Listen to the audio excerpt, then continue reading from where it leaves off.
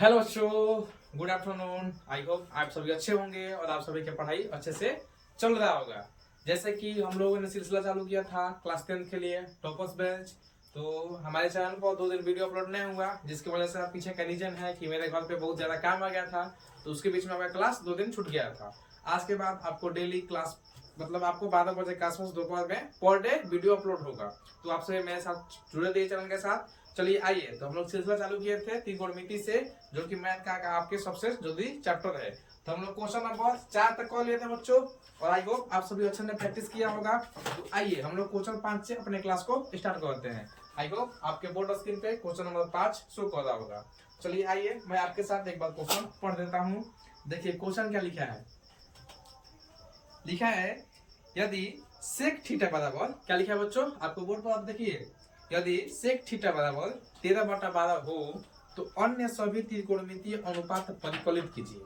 चलिए, हमें जो बच्चों इस क्वेश्चन में ध्यान देना है, हमें एक वर्ड दिया है बच्चों कि सेक थीटा बराबर 13/12 है। ये हमें क्वेश्चन दिया है बच्चों, और क्या पूछा है कि सभी त्रिकोणमितीय अनुपात परिकलित कीजिए।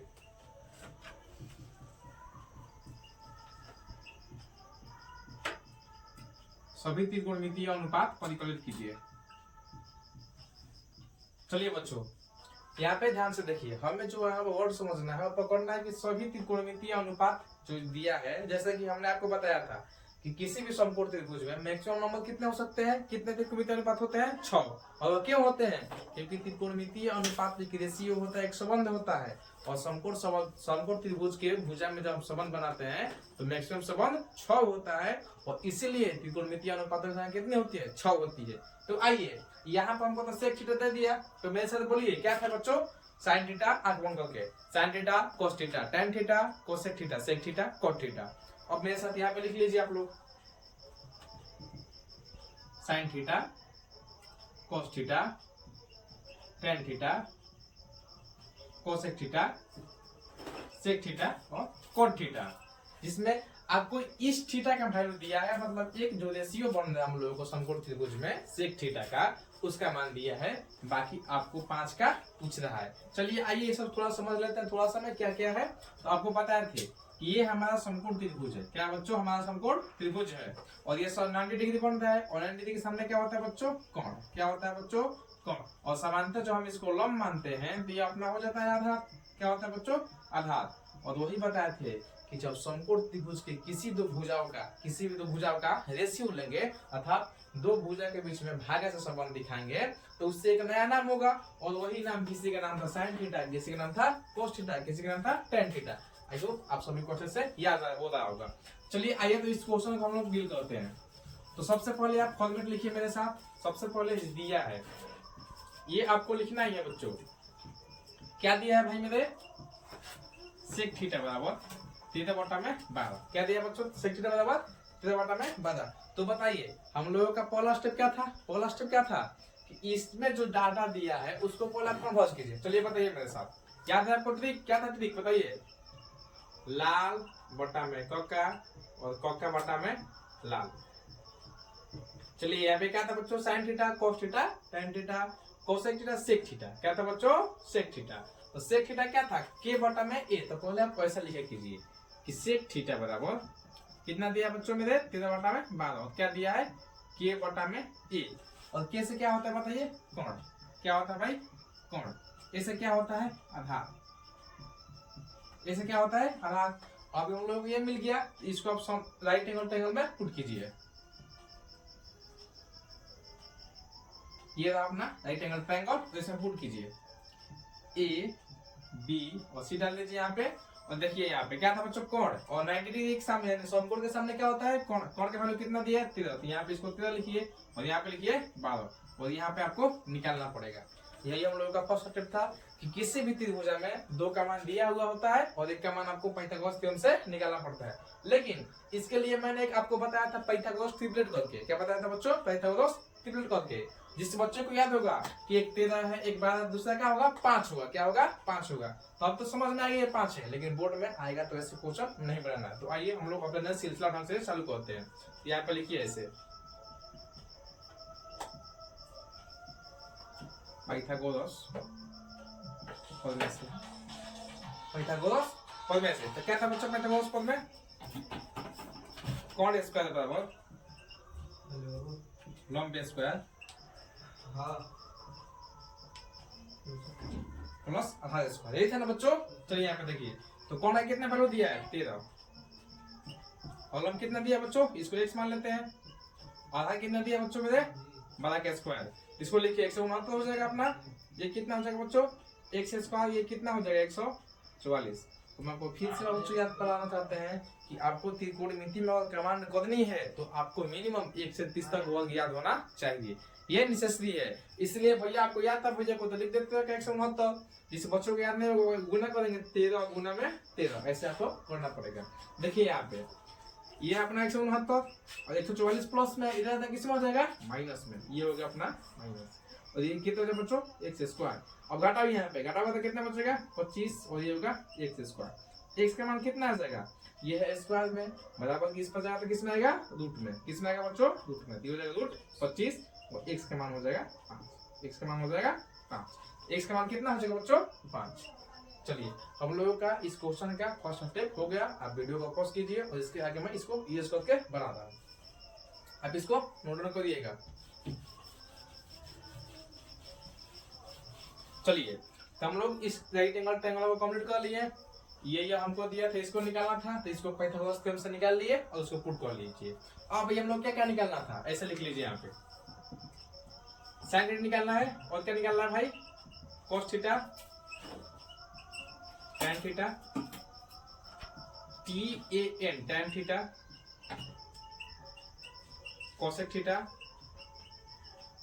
sec थीटा और cot थीटा, जिसमें आपको sec थीटा दिया ना मेरे भाई, कितना दिया 13 बटा में 12। चलिए आइए, और इसके साथ ही आप ऐसे लिख लीजिए लाल बटा कगा करके।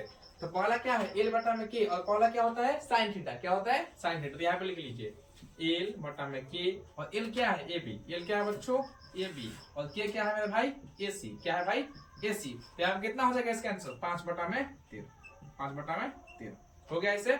अब ये cos थीटा क्या था a बटा में k, इसको लिख लीजिए a बटा में k, और ये कितना है मेरे भाई a। अब ये a कितना हो जाएगा मेरे bc बटा में ac, bc बटा में ac, तो कितना हो जाएगा 12 बटा में 13। सेम उसी प्रकार tan थीटा कितना हो जाएगा l बटा में a, l कितना है मेरा भाई ab, और ये कितना है bc। तो बताइए ab कितना है भाई 5, और ये कितना है 12, हो गया आपका cosec थीटा। पाइए k बटा में l, k बटा में l। जिस बच्चों को ये याद होगा वो उनके लिए एकदम आसान क्वेश्चन है, और जिनको नहीं याद होगा वे अच्छे से याद कीजिए। कौन क्या था ac, और l क्या था बच्चों ab, इसको लिख सकते हैं 13 बटा में 5। और सेम उसी प्रकार sec थीटा का वैल्यू दिया ही है। उस पर cot थीटा कितना था बच्चों a बटा में l, a कितना है मेरा भाई bc, और l कितना है भाई ab। तो bc के वैल्यू भर दीजिए यहाँ पे 12, और l के वैल्यू भर दीजिए 5, हो गया आपका आंसर। ये आपका आंसर हो गया।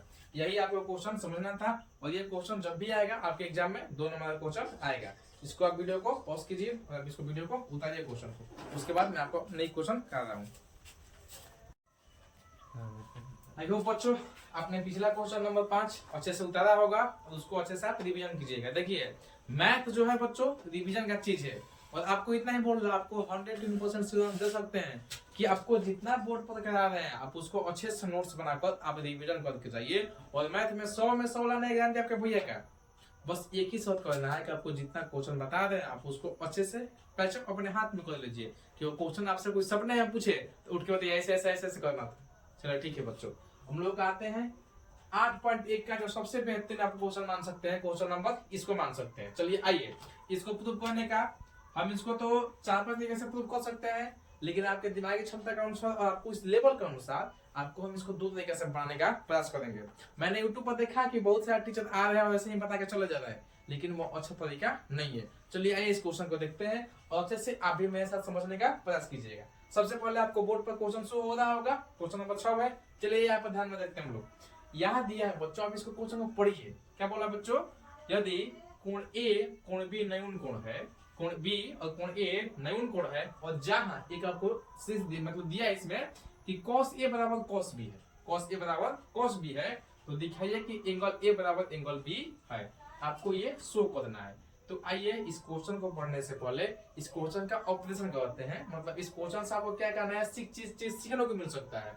देखिए बच्चों, यहाँ पे हमें जो सबसे पहला वर्ड पढ़ना है न्यून कोड। हमने यूट्यूब पर सभी चीजों को देखा है, सब टीचर ने क्वेश्चन बनाया, लेकिन किसी भी एक टीचर ने, इकलौते टीचर ने इस न्यून कोड पर चर्चा नहीं की। और बताइए, जिस बच्चे का न्यून कोड नहीं क्लियर होगा उसको क्वेश्चन क्या समझ में आएगा। तो हमारा मकसद देखिए है, आपको पढ़ाएं और इतने अच्छे से पढ़ाएं कि आप जहां भी जाइए तहां आप सबसे अलग हुई, सबसे डिफरेंस हुई।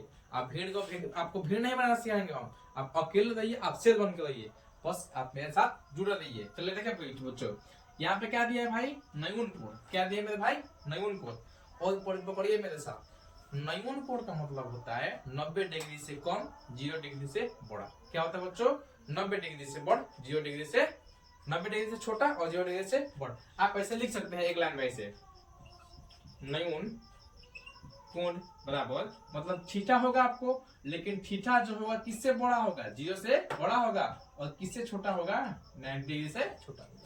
आप इसको ऐसे सिंपल में लिख सकते हैं, या आपको ऐसे हिंदी में लिख लीजिए, वैसा कोण जो 0 डिग्री से बड़ा तथा 90 डिग्री से छोटा हो, 90 डिग्री से छोटा हो। चलिए बताइए, जो बच्चे मेरे क्लास रिवीजन किए होंगे अब उनको कॉन्सेप्ट दिमाग में आ रहा होगा। चलिए सबसे पहले यहाँ पर देखिए, कॉस ए और कॉस ए भी दिया है, मतलब समकोण त्रिभुज में 2 से दिया है। तो आइए सबसे पहले हम एक समकोण त्रिभुज ड्राइव करते हैं मेरे साथ। बताइए यहाँ पे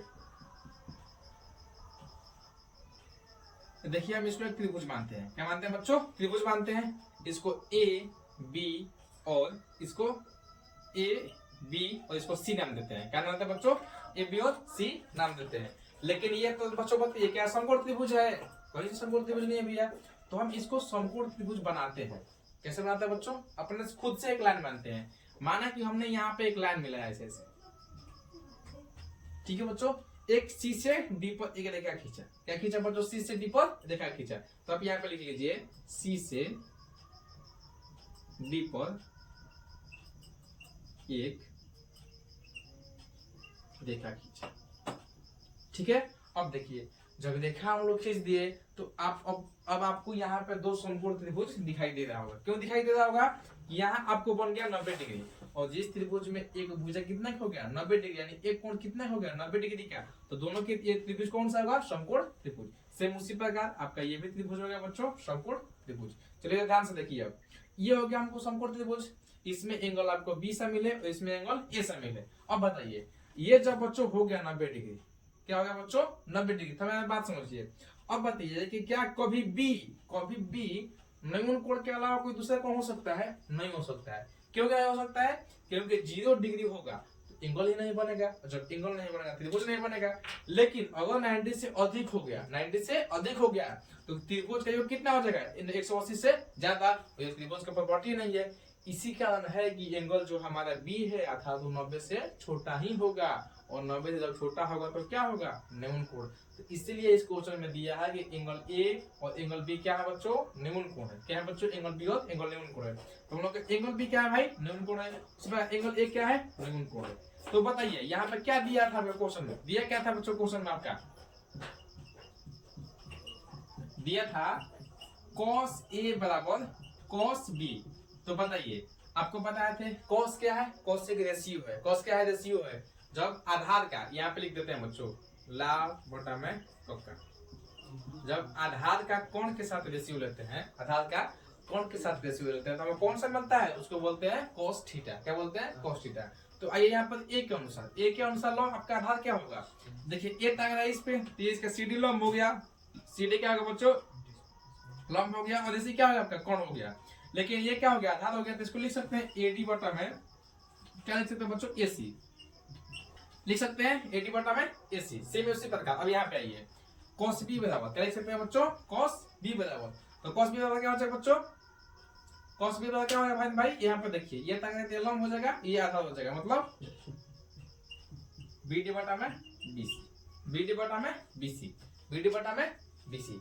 चलिए आइए, अब यहाँ पे तो हमको 2 हो गया। अब आइए एक और बताते हैं हम लोगों को, देखिए ध्यान ले, हमको यहाँ प्रूफ करना है और इसको प्रूफ करने के कई सारे तरीके हैं, लेकिन हमारा जो पहला मेथड है, ये जो पहला मेथड है हम इसको समरूप जो 9th का पढ़े हम लोग साइड साइड साइड से यानी एस एस एस प्रॉपर्टी से कोई दो त्रिभुज होगा तो उसको अगर उसमें तीन भुजा बराबर मिल रहा है, तीन भुजा बराबर मिल रहा है तो त्रिभुज एक दूसरे से समरूप होता है। समरूप मतलब उसका हर एंगल एक दूसरे के समान होता है। तो उसके थ्रू मैं इसको प्रूव कर रहा हूँ। अब ध्यान से समझिए, ये दोनों हमारा एक अलग अलग त्रिभुज था।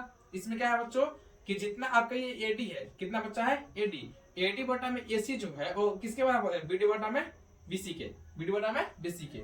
अब देखिए यहाँ पे दो हो गया और एक क्या हुआ आपको कि देखिए इसमें जो सीडी है उसमें वही सीडी है, मतलब सीडी सीडी दोनों में क्या है बराबर है। तो आप यहाँ पे लिख सकते हैं CD बराबर CD, लिख सकते हैं बच्चों CD बराबर CD। तो बताइए कितना भुजा हो गया, एक भुजा, दो भुजा और तीन भुजा। इस त्रिभुज का तीन भुजा एक रेशियो में आएगा ना, एक अनुपात में आ गया ना। तो जब इस अनुपात में आएगा तो आप यहाँ लिख सकते हैं साइड साइड साइड से। क्या लिख सकते हैं बच्चों, साइड साइड साइड से त्रिभुज, त्रिभुज बी ऐसे लिख सकते हैं CBD और CAD क्या है समरूप है। साइड साइड साइड से त्रिभुज CBD समरूप है, किसका समरूप है CAD के, CAD के। और जब समरूप होता है तो क्या होता है बच्चों, उसका हर एंगल समान होता है, उसका हर एंगल क्या होता है समान होता है। तो जितना जितना एंगल बी था उतना एंगल कितना हो जाएगा एक के बराबर। वही हमको प्रूव करना था। आप हिंदी में यहाँ पे ऐसे लिख सकते हैं, मैं इसके बाद यहाँ पे लिख देता हूँ ऐसे कि जब दो त्रिभुज समरूप होता है तो उसका एंगल समान होता है, अतः एंगल ए बराबर एंगल बी। तो आई होप बच्चों आपको क्वेश्चन अच्छे से समझ में आ रहा होगा। ये तो हुआ इस क्वेश्चन का फर्स्ट मेथड। आइए इसको दूसरे तरीके से सोल्व करते हैं। देखिए आप कैसे कैसे किए हैं। सबसे पहले हम बताएं कि ए और बी क्या है बच्चों, न्यून कोण है। न्यून क्या होता है भैया कि न्यून कोण होता है जो 0 और 90 के बीच में हो। ये इसको हम अपीरेज भी कर सकते हैं, आप इसको ऐसा लिखिए। उसके बाद क्या था, हम लोगों ने अपना खुद से त्रिभुज बनाया, लेकिन त्रिभुज क्या था समबाहु त्रिभुज था, मतलब सब भुजा क्या था उसका बराबर था, इक्विलेटरल था। उसमें क्या था बच्चों, इसमें संपूर्ण त्रिभुज ड्राइव किए खुद से। तो जब संपूर्ण त्रिभुज ड्राइव किए तो इसका रेशियो मिल गया, रेशियो मिला AD बटा में AC और BD बटा में BC। और एक भुजा दोनों में क्या है इक्वल है, दोनों भुजा एक दूसरे में क्या है इक्वल है।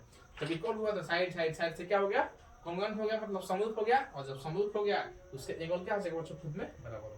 चलो ठीक है बच्चों, आप इसको लिख लीजिएगा। चलिए आप इस वीडियो को पॉज कीजिए, इसके बाद मैं आपको दूसरा मेथड बताता हूँ।